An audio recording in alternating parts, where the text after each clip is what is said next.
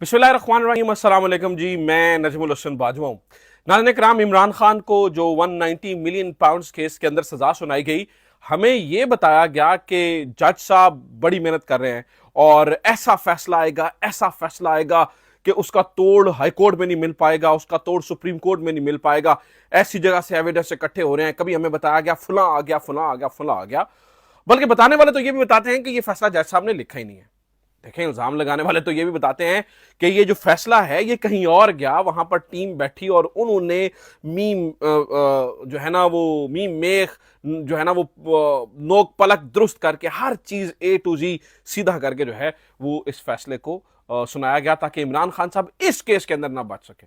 Obviously ताकतवरों के बारे में बताया जाता है कि ये आखिरी आखिरी तुरप का इक्का है जो इस्तेमाल हो गया है। तो वो इतना तगड़ा होना चाहिए था, इतना जानदार होना चाहिए था, इतना मजबूत होना चाहिए था कि वाकई अगर वो फैसला आता तो पता चलता। और फिर इलेक्ट्रॉनिक मीडिया को नाज़रीन कराम ये एक जो है ना वो दिया गया, टास्क दिया गया कि आपने दो बातें करनी है, दो बातें। नंबर वन, इमरान खान फैसला सुनते वक्त बड़े परेशान थे, और नंबर टू, ये जो फैसला था वो बड़ा तगड़ा फैसला है, बड़ा तगड़ा फैसला है, ताकि एक माहौल बनाया जा सके ऑलरेडी मुआशरे के अंदर कि वाकई इस दफा जो है ना वो कुछ एक्स्ट्रा ऑर्डनरी किया गया है। क्योंकि इससे पहले जितने भी फैसले आए वो शाम को माहौल ये बन जाता था बड़ा कमजोर फैसला है, और अवाम यानी कि एक जो पब्लिक का एक पहले से एक जहन बन जाता था कमजोर फैसला ये उड़ जाएगा। इस दफा जानबूझकर समझ लीजिए कि बंदूक को घेर घार के, बंदूक को सेट करके ये बताने की कोशिश की गई बड़ा सख्त फैसला है। अब वो सख्त फैसला नाज़रीन कराम 2 दिनों में ही उड़ गया। अल्लाह भला करे नूरानी साहब का, उन्होंने इन्वेस्टिगेटिव स्टोरी की है और बड़ी शानदार स्टोरी की है।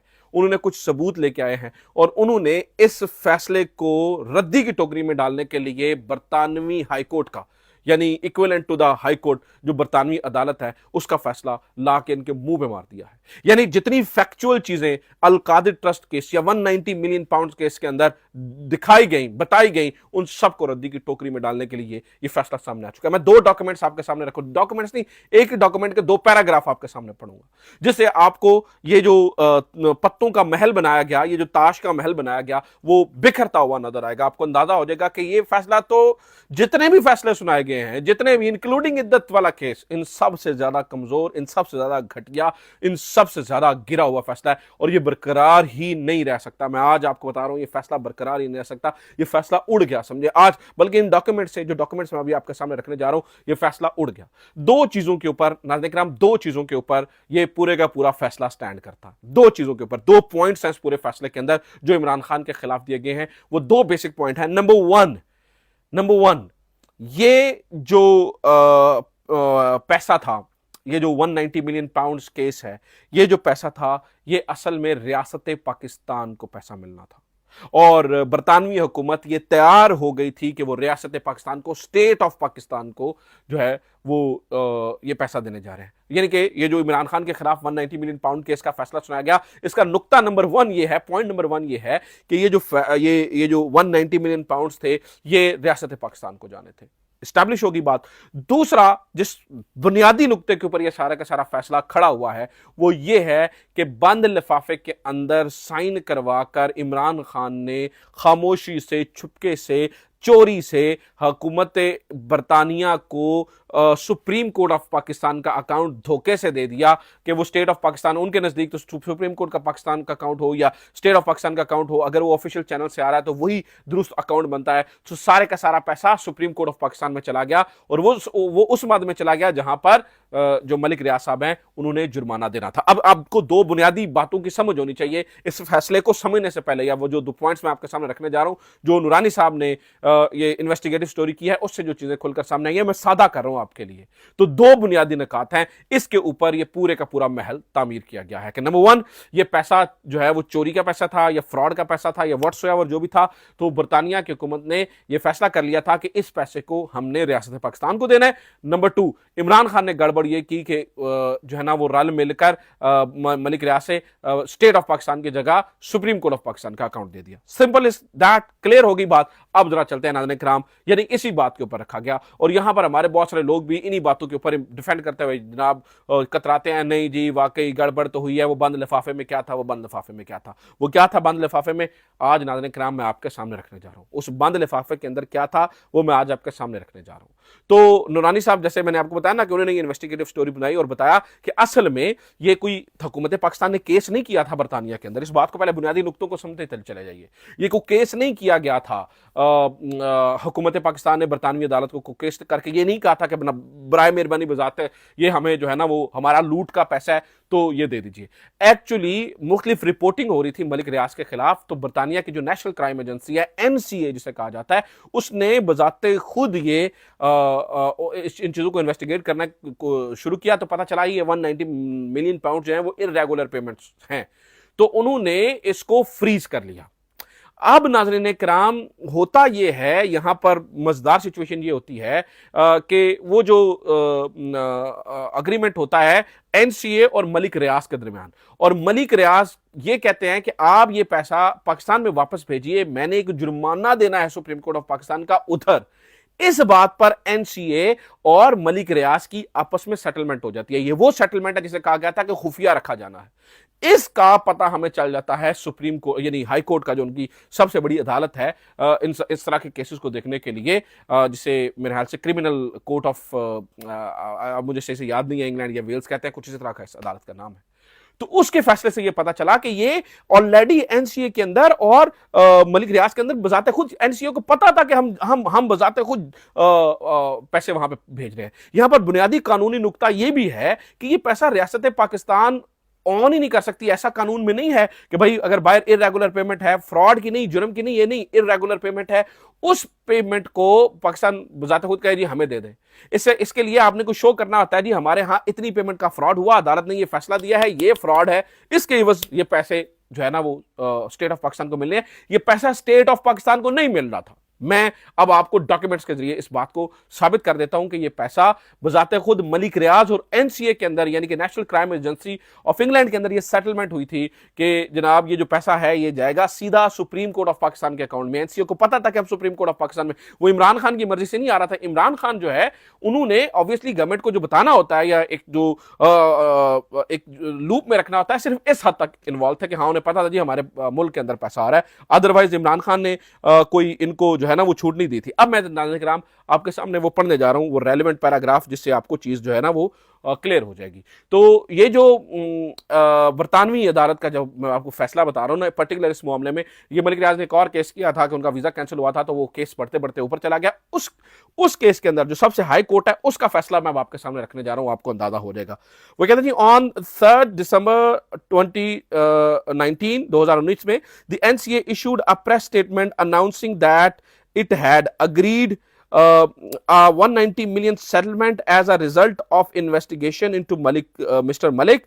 The settlement included a UK property valued approximately 50 million and all the funds in the frozen accounts. The NCA announced the asset would be returned to the state of Pakistan. ये यहां तक पढ़ते हैं जी, NCA ने announce किया कि ये जितने एसेट हैं ये स्टेट ऑफ पाकिस्तान को जाएंगे।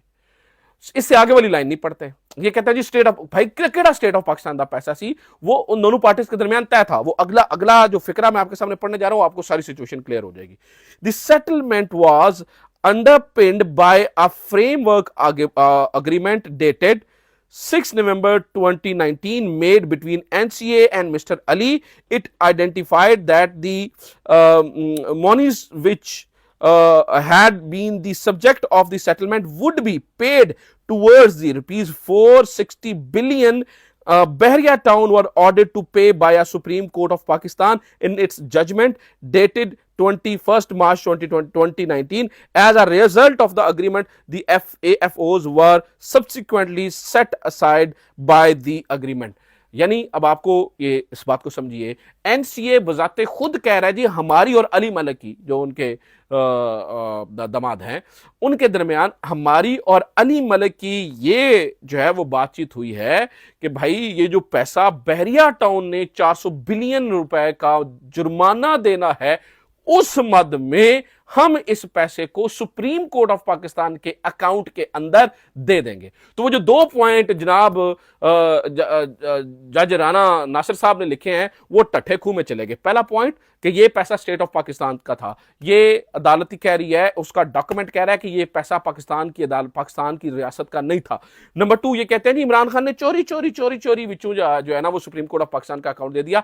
इमरान खान ने सुप्रीम कोर्ट ऑफ पाकिस्तान का अकाउंट नहीं दिया, ये अकाउंट दिया बजाते खुद अली मलिक साहब ने, और उसको अदालती तहरीर ये बता रही है कि भाई ये सेटलमेंट हुई थी कि हम आपके जो जुर्माना उधर जाना है ना उस मद में आपको सुप्रीम कोर्ट ऑफ पाकिस्तान के अंदर ये पैसा दे देते हैं।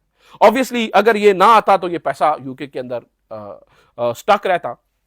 तो इमरान खान ने सिर्फ इस बात की इजाजत दी, ठीक है जनाब वो जो पैसा वहां से आ रहा है ठीक है वो सुप्रीम कोर्ट ऑफ पाकिस्तान के अंदर अकाउंट में दे दीजिए, हमें कोई एतराज नहीं है। This was the only point जिसके अंदर नाज़रीन ड्रामेबाजी, पखंडबाजी और ये सारा कुछ करने की कोशिश की गई। अब अगली बात सुने, कहानी यहां पर रुकती नहीं है। मैं आपके सामने एक और पैराग्राफ इसी का जो फैसले का पढ़ देता हूं। अहमद नूरानी साहब ने शानदार काम किया है, जबरदस्त काम किया है, इनको जितना अप्रिशिएट किया जाए कम है। ये पैराग्राफ है 84। यहां पर जज जो जिसने वो फैसला लिखा वो लिखता है, I accept that the NCA application for AFOs relied on the evidence from Pakistan, which does not of itself add further evidential weight to the judgment or report from Pakistan। वो कहते हैं जी ये जो पाकिस्तान ने किया तो मैं आप कोई भी इन्वेस्टिगेशन नहीं पाई, जो ना क्या मैं उधर बिलीव किया।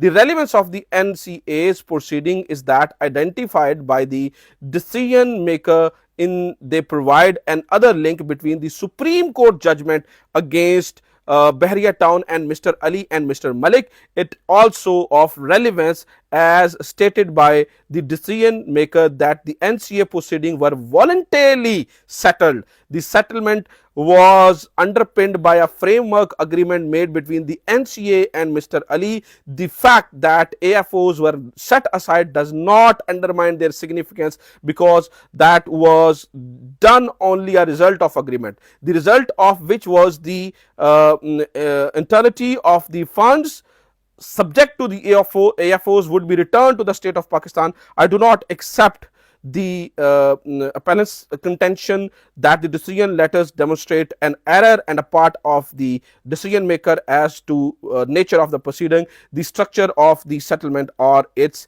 effect। तो मैंने वो सारी कहानी जो उसमें लिखा था वो आपके सामने एज इट इज पढ़ के सुना दिया। आपको अंदाजा हो जाएगा कि ये जो कहते हैं ना कि वो बंद लिफाफे में था। अब इमरान खान बार बार क्यों कह रहा है कि बंद लिफाफे को खोलो, आपकी गवर्नमेंट है, खोलो उस बंद लिफाफे को, वो जो सरबमोहर लिफाफा है खोलो उस बंद लिफाफे को। उस बंद लिफाफे के अंदर यही कुछ था जो बरतानवी अदालत लिख रही है, ये खोलेंगे तो मरेंगे। इमरान खान सियासत में मौजूदा तमाम सियासतदानों के बाप का नाम है, मैं आपको बता दूं नाज़रीन किराम। वो सियासतदान नहीं था लेकिन वो क्या शानदार किस्म का जेंटलमैन सियासतदान बन के उभरा है।